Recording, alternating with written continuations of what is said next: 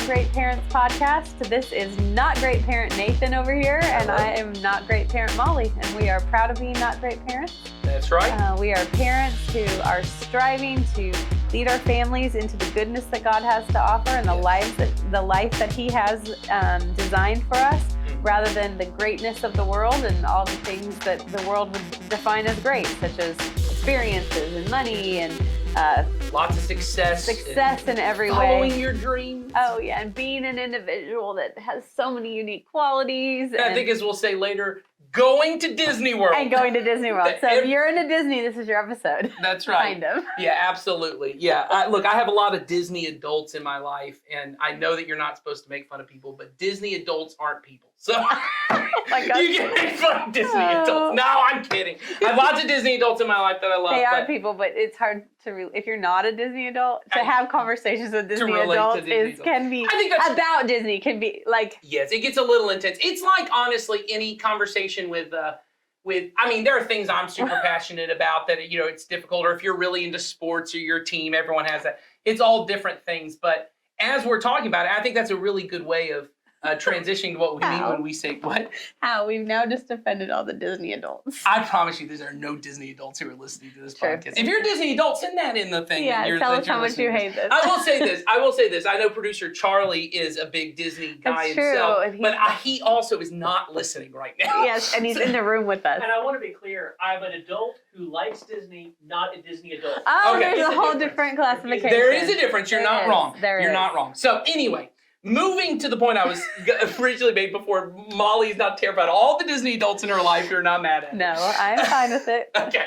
So for most of us, we have some vision, and I think it's like a almost obscured vision. Ambiguous is probably a better word. It's just this amorphous idea of what like a great life is. Oh, yeah. We don't even know what it is. It's not like we've said, it's, the example of talk about money. No one has a dollar amount. They say, No. if I made this much money, I'd be fine. The Yeah. dollar amount is always a little bit more than I have right Uh-huh. now. If I had a little bit more. Nobody ever says, like, my goal is to travel to this one place. My goal in life is to be someone who can travel.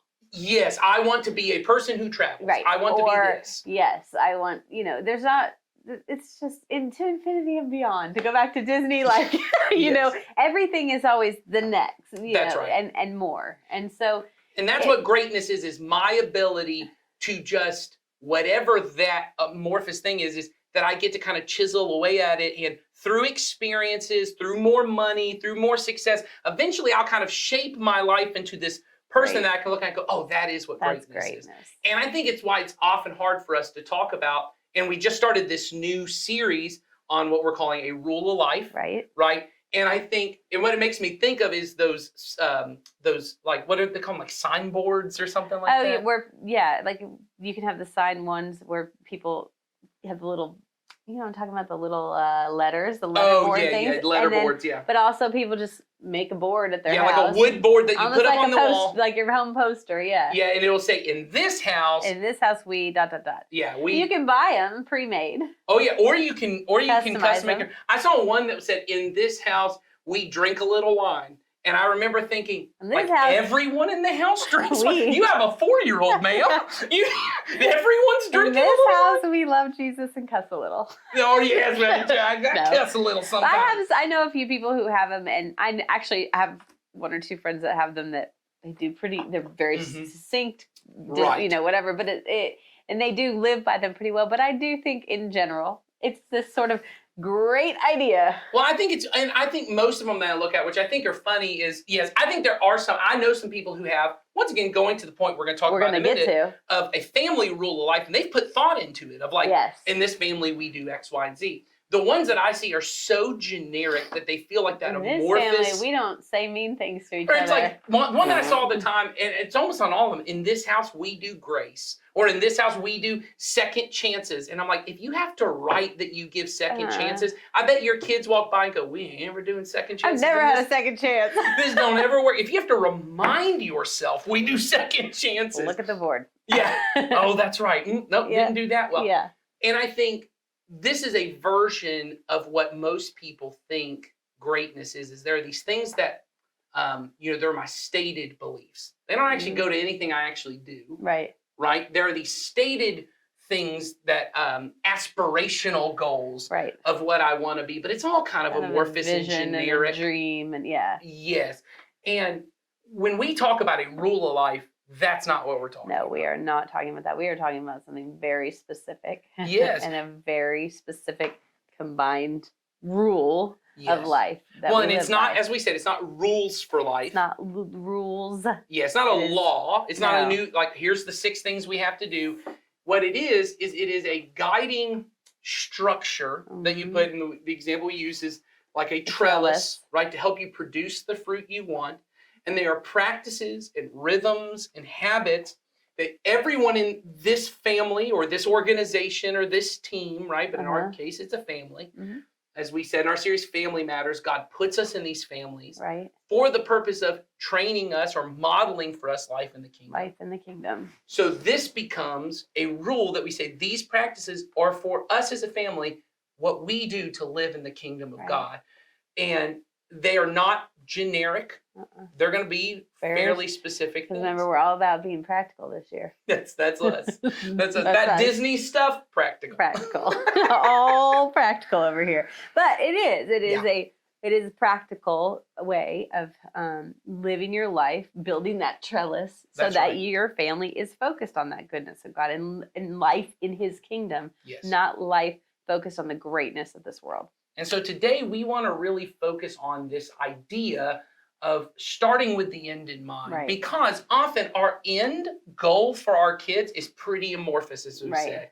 We It's talked just this- about that, about, we just sort of have this idea. My goal is to keep them alive. And we have this saying that we Oh, often yeah. say. And, yeah. And this came from actually sociologists who were going around asking parents of what is it you want your kids Right. to be. And what they found out was, once again, everyone had these amorphous, generic ideas, but they said when we look at like all the data spread out, we found out every parent, whether they're Christian or not, Yeah. wants to raise nice, happy, successful virgins, which is always Which what, means nice, successful, happy people who don't don't get in themselves too much trouble. Yeah, virgin, basically abstainers. People, Abstainers from, they're not in jail and they haven't yet. yeah, they're not doing drugs. They're not drinking at too young Right. age. They're not smoking cigarettes. They're not having promiscuous sex at a young age. Right? Like, Exactly. that there's this idea of none of the bad stuff, but they're also these nice, polite, and mostly And happy people. yes, and mostly what they mean by nice is well respected by others. They're not someone who their reputation is high. They're happy. They enjoy their life.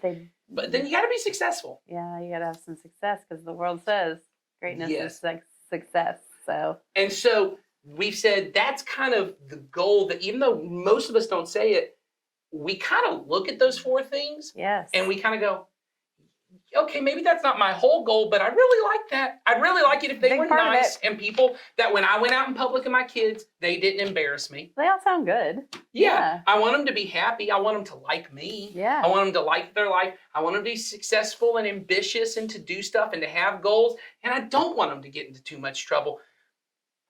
But is there something, I was going to say greater than that, but is there something more good, Yeah. gooder? Is there something gooder than that? Oh, wow.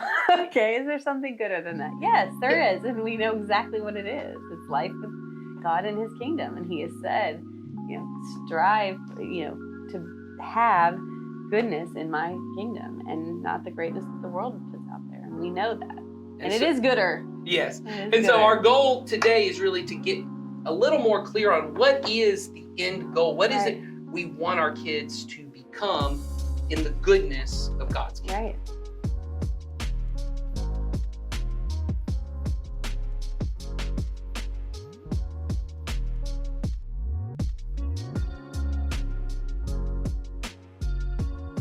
We actually have been working Mhm. with some other members of our staff to try and think through what would it be like to give to parents in our church an end result of, hey, this is what it looks like to faithfully raise your children, but also here's a possible rule of life, like a common rule of life for our Right. church, for parents in our church to say, hey, this is what we're going to do when we raise our children. And so we're still in process on that and things may change, but we kind of began with the end in mind Right. of what would be a statement that we would say, hey, this is what we would love to see every parent in our church make their end goal.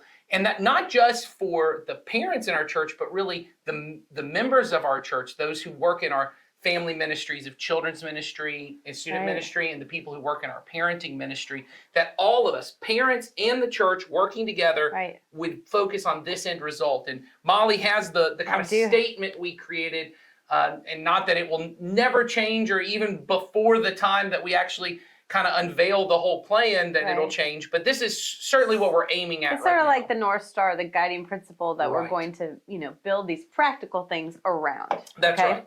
So what we say is we want to be raising disciples of Jesus who delight in loving him and finding their passion, meaning, and satisfaction in faithfully living in his kingdom. That's good. Who wrote that? That was good. That's good. Nathan Martin was part of that.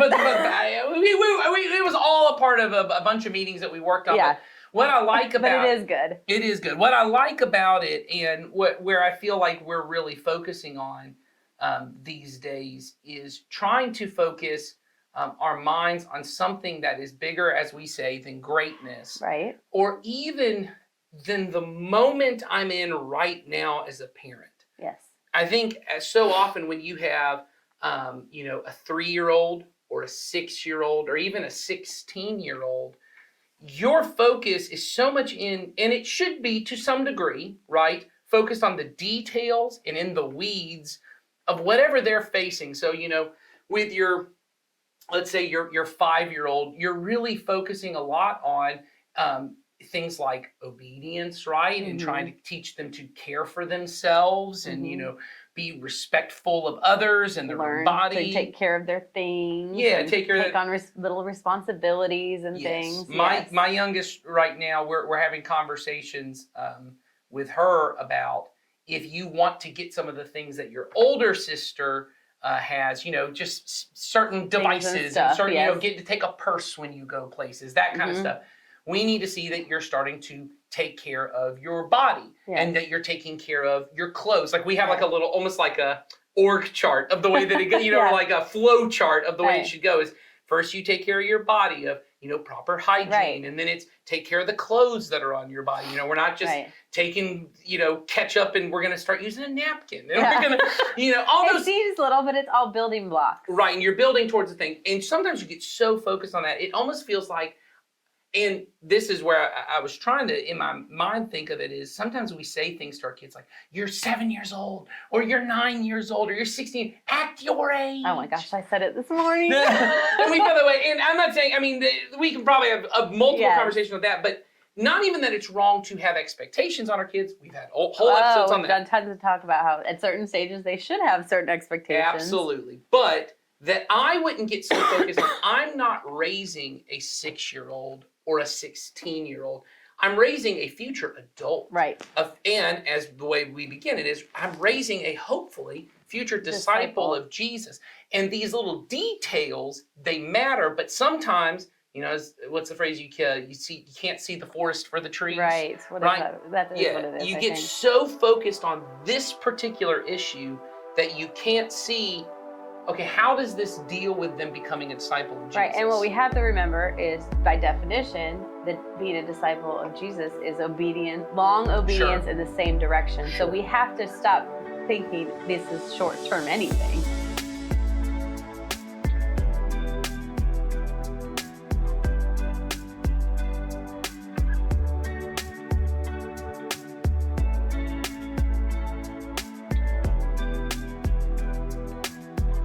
Should we break this whole statement apart a little bit? That's probably much better than whatever I just said. So let's do that. Let me read the statement again, even though Nathan kind of just did a little bit. But we want to be raising disciples of Jesus who delight in loving him and find their passion, meaning, and satisfaction in faithfully living in his kingdom. Correct. So what we were just talking about in that scenario is, what we have to look and say, are we doing something because it's what I want, or because it's what the kingdom wants? Correct. And what God has said is what we would want for our children. So that is, and that's really the and that's a really good summation, I think, of even what it is to be a disciple of Jesus. that a disciple of anyone, a student of anyone, Mhm. right, is somebody who leaves their way to Right. learn someone else's way. And if you take it to disciple, I like the term apprentice more than Right. student because I think it gets you into a mind.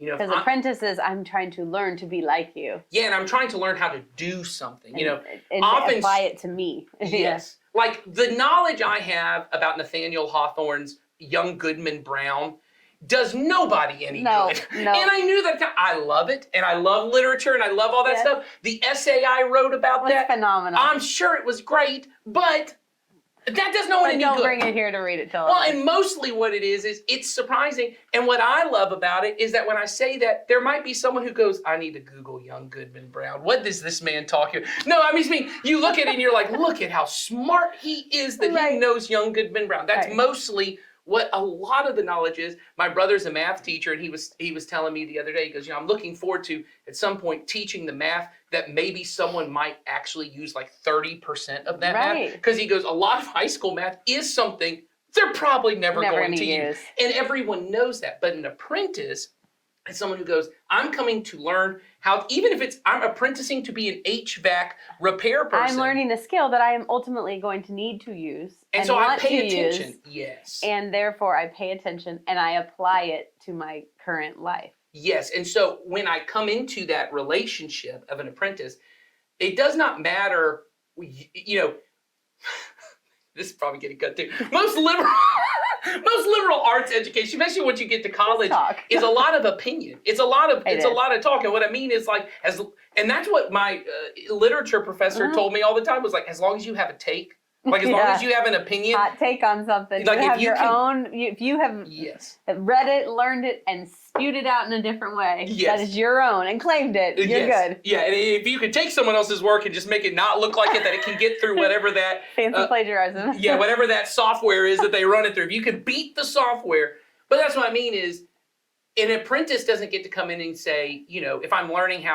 if I'm a chef and I'm learning how to slice onions and they say that's not the proper way, goes, well, this is the way I do it. Yes. And they go, well, then you don't work in this kitchen anymore. Right. Then you don't get to be part of this. Right. And so a disciple is somebody who goes, my way Hmm. is not as important as my master's way. Right. That my teacher's way, that the person who knows. And so I think a key part of raising our children to be disciples, someone who would say, hey, my way of doing life, my unique way of living Hmm.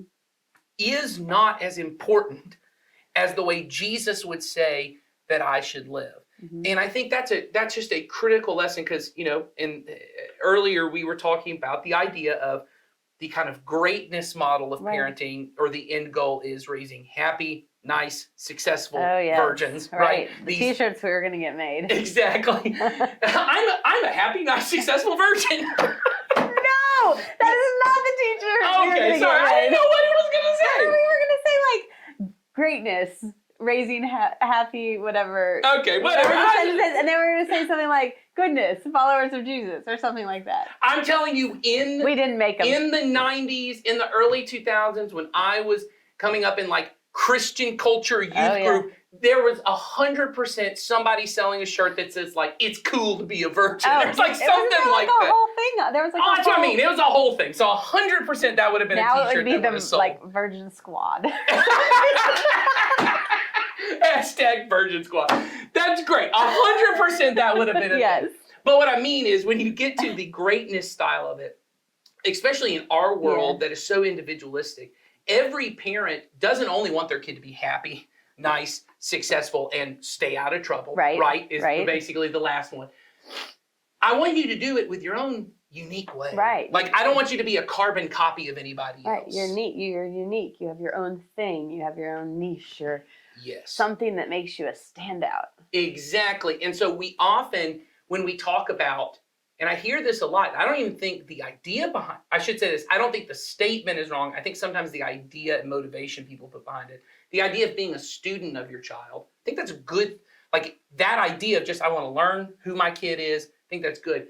Often what I seem to gather from what people flesh that out to Right. me is, whoever my kid is, my job is just to maximize whoever they are right now. Help them figure out if you're... Don't change them. Yes. You're going to accelerate what's already innately great about them. That's great. I love that. That's really good. Yes. I just want to accelerate this path you're already on. Yeah. I want to take their good to great. Essentially exactly.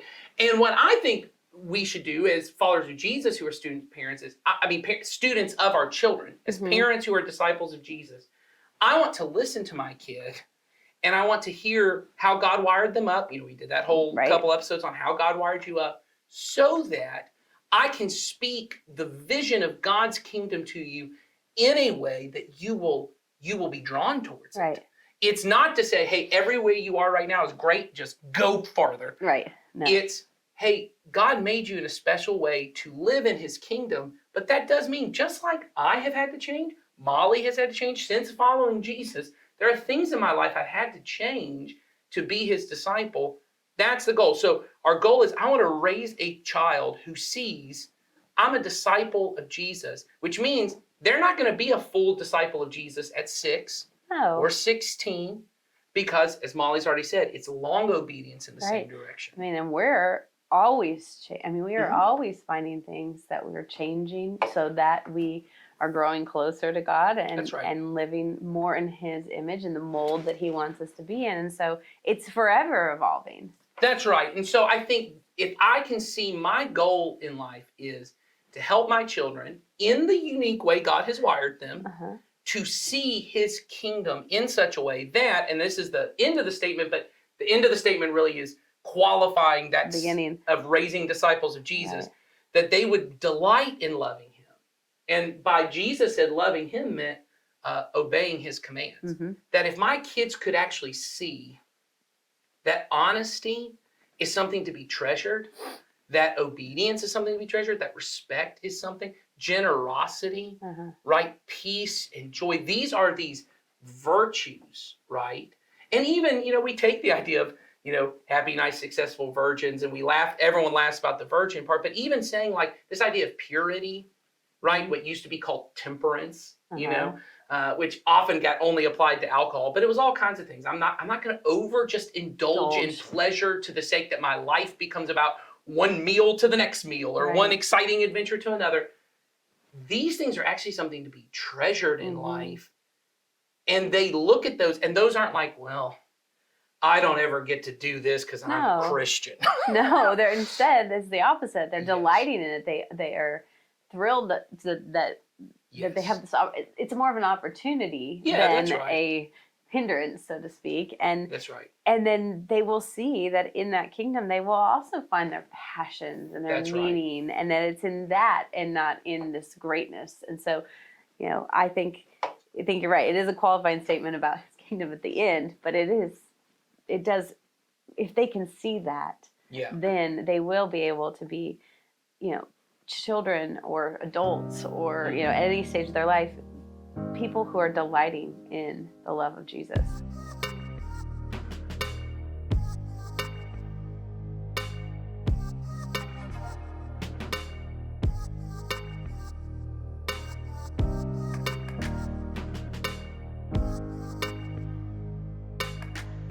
Have your kids been to Disney World? Okay. Have they talked to you about going to Disney World? Yes. Okay. This is insane. We're going to Disney, right? No. This is insane. My kids talk to me all the time. Now, their cousins have been, so maybe that's a part of it. It's like their cousins have been to Disney World, so they have. But like my kids don't go to public school, so it's not like they're like in school every day and kids are talking about their great trips. But that Disney World's like this rite of passage at some point for kids. Yes, there's like this. They are obsessed with, and part of it is, they watch Disney Plus and they watch things. Disney, as probably, I would say more than any church, Disney is the primary shaper of kids' imaginations.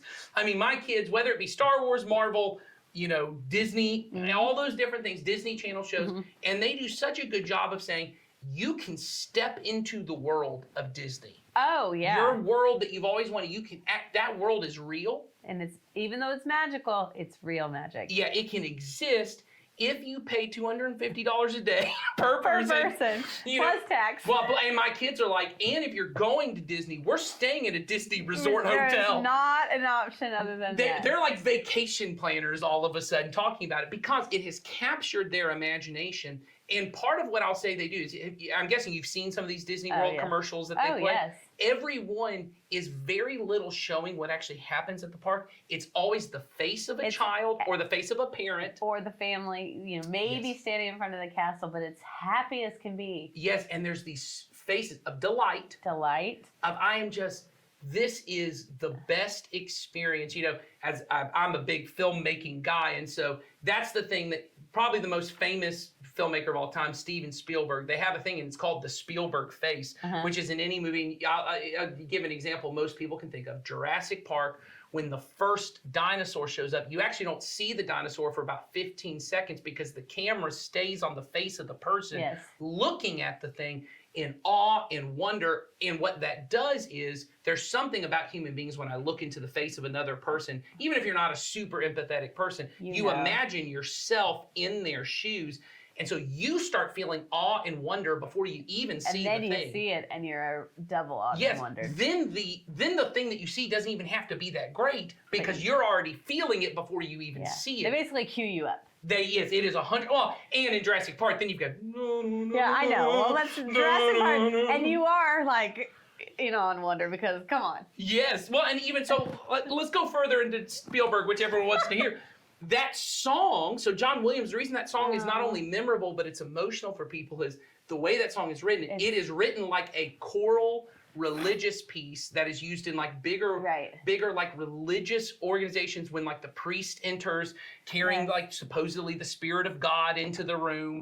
Right. And it's supposed, so you're using all of this like religious feeling, all of these feelings. You're making the moment. Like that music that makes the moment and then the feelings and you're building on, playing on everybody essentially. Basically, yes. You're manipulating the emotions to get the experience you want. And so I think about like the Disney commercials. My kids are convinced you don't even have to do anything. If you walk into Disney World, it is truly the happiest place on earth because look at those kids. Yeah, but they aren't showing all the kids that are having total meltdowns. Well, because we went to Universal Studios because I thought they would actually enjoy because there's more of like the stuff they like. They like it that. We went to the Harry Potter one and we waited in line for 90 minutes. I'm not joking. 3 of my kids were like in tears screaming.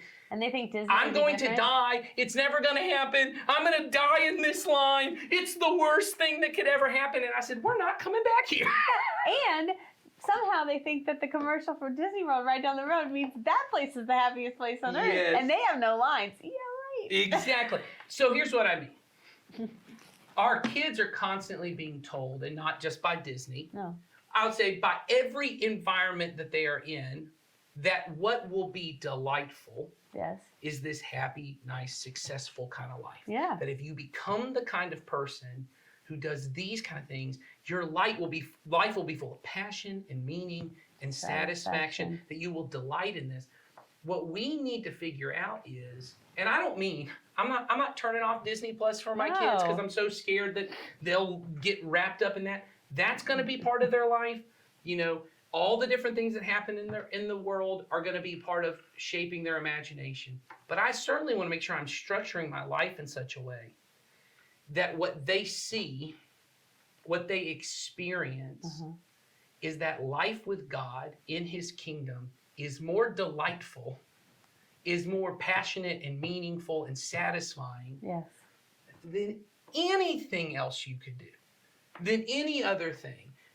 And that doesn't happen. And I was in youth ministry for a long time, and I've served in our children's ministries and with our family ministries and trying to do this. That doesn't happen by creating better children's ministry programs and student ministry programs where we make God cool. You know, we did that whole thing for a while, every youth minister joke of like, you think Jurassic Park is cool. Let me tell you someone who's stronger than a T-Rex. I had one in high school. You think this is cool. Let me show you this.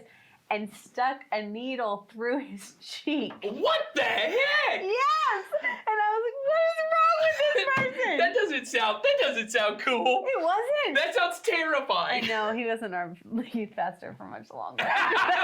Imagine so kids come home, start But he- sticking I needles know, and and stuff. any friend I ever took to church with me that, like, around that time was like, oh, the guy with the needle.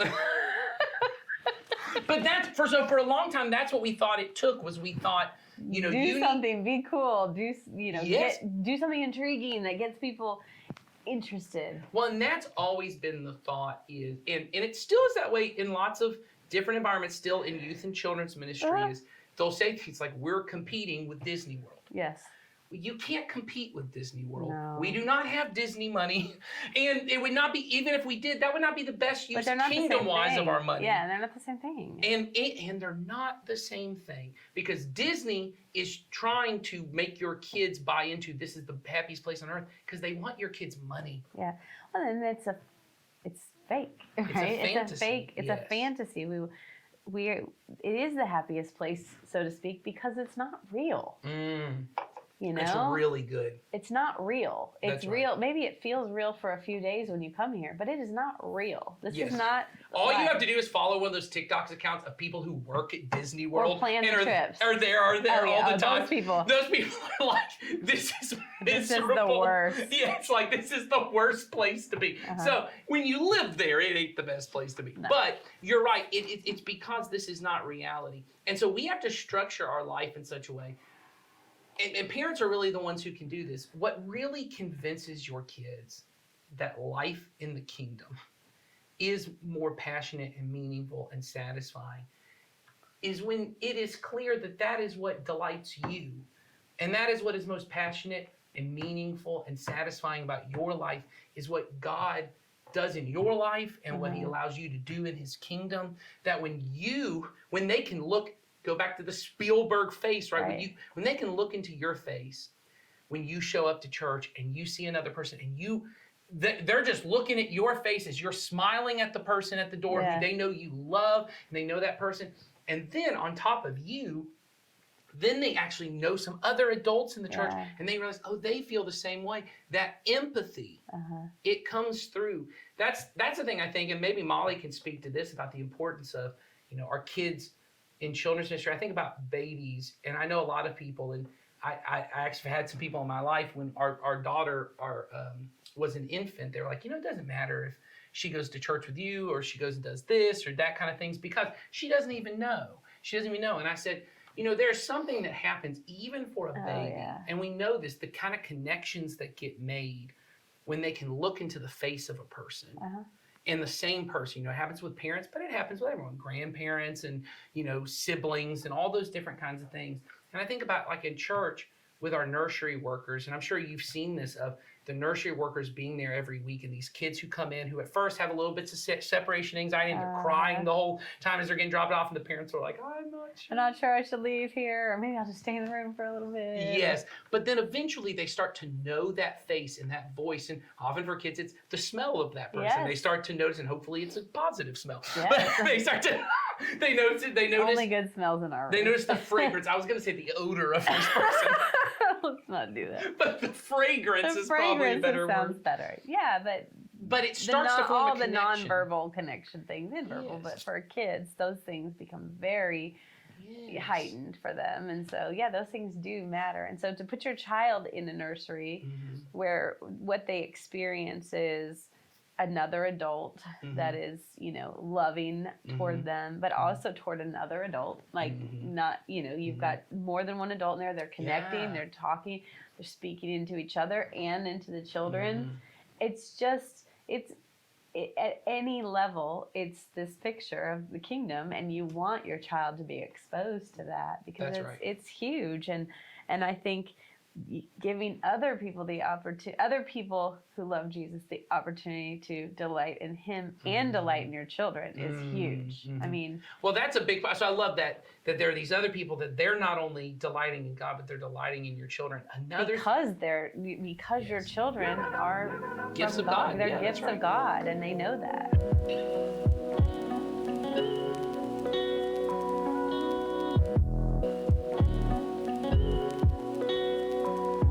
There's something about another person who loves you sharing something with you. Everyone I know who loves to fish, because fishing is boring and I do not get it. But my dad hated fishing. So I was and never in my family, that's a big thing. right. And I think about that's usually passed either once again from some My older grandfather loved it. My Okay. dad loved it.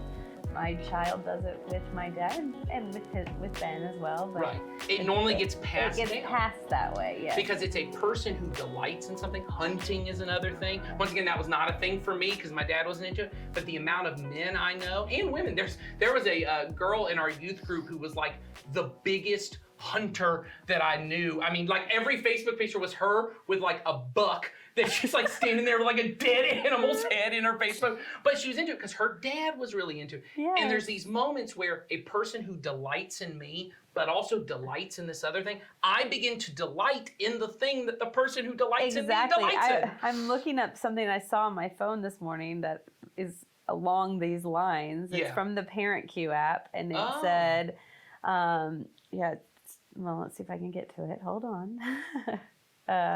Basically, it's saying that everybody who loves Jesus comes to love Jesus through somebody that Yeah. they love that also loves Jesus, That's right? right. So it's, people who are going to delight in Jesus Right. are going to be introduced to him through other people who delight in him. And That's so right. when we're talking about those early ages and we're talking about, when you're exposing your children to other people who delight in Jesus, it's all important. All That's of those right. stages are important because it's that essentially you're passing down that love and then passing down that delight. That's right. And that's what becomes your passion and your meaning and satisfaction. I think about the kids who we always say, this becomes their thing. The kids who baseball are things, there are the weird ones out there that like their parents are just like, I hate baseball, but I somehow take my kids to all these things. Mostly the kid who plays baseball, their parents love them and they realize my dad really delights in me Yes. when I do well at this thing and I want to be a part of that, right? Yes. And so I look at that and I go, what if we as parents, what if the things my kids knew most about me is my dad, my mom, they delight in Jesus. Yes. They just love Jesus, man. They talk about Jesus more than they talk about anything else. And And they just everything in their life comes out of that delight. that's right. Their passions, their That's meaning, right. Who we are as a family, our identities, their Yes. satisfactions. It all comes from that. And so in order for that to happen, one, as we said, you have to start with the end in mind, which means you as the parent have to start with that in mind of, am I really delighting in Jesus? Am I really finding my passion, my meaning, my satisfaction in living in his kingdom? And if not, what is that going to take for me to do that? And then as we said, as we start to unveil this kind of rule of life of what does that look like for you as a family, you're the one who has to lead the way. Yes.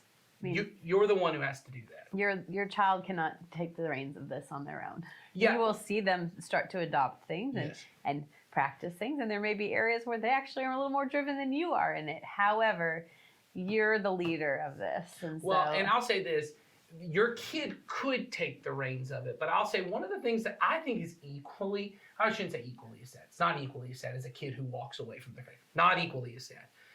But it is still a sad experience is when there's a kid who becomes, 3 to 4 times more invested in their faith than their parents were.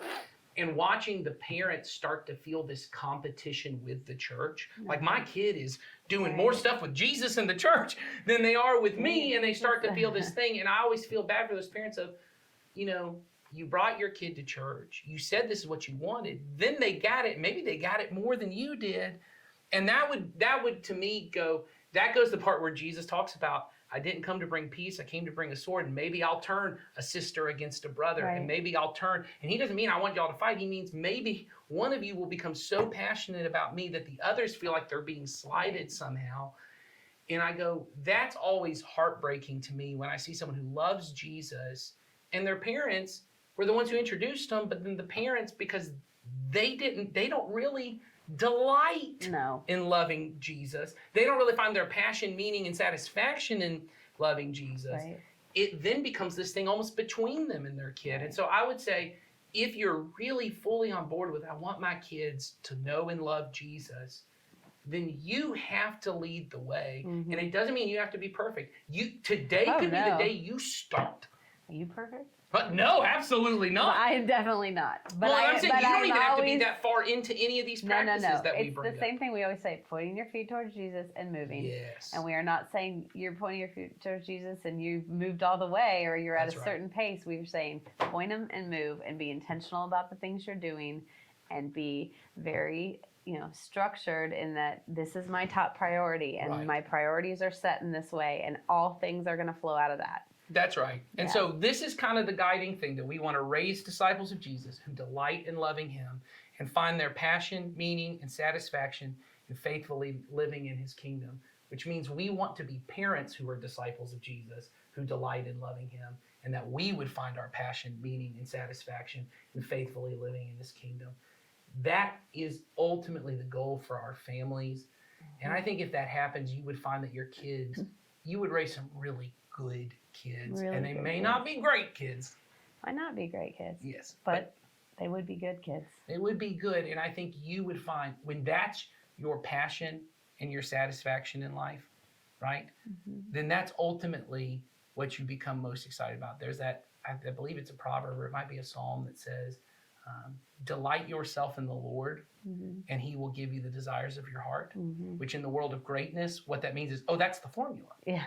Whatever I want, if I just delight myself in the Lord, I'll do whatever I want. Right. What it means is, I think it is a formula. It's just the opposite way. If you're so delighted in him, Then he you is get what you want. He's what you want. You get He's what you want. He And- is available to you. His kingdom is available to you. And then even when your kid's not great, when he's good, and he doesn't go the way that you, at one point in your life, that was the desire, is I want this kind of kid and this kind of thing. When your goal is, I just want a kid who loves Jesus and lives faithfully in his kingdom, then when you get that, that was the desire of your heart because you delighted yourself in loving Jesus. Yeah. So we hope that you do that. We're going to be unveiling more of this as we go. Yeah, we're going to keep talking about it. So we hope you'll join us next time. If you have questions or comments, we've got a link in the show notes. Feel free to send them our way. If there's something you feel like you want to talk about around this statement or just about anything, send it to us and we will make sure to bring it up. But thanks for being with us today, and we will see you next time. Have a good day.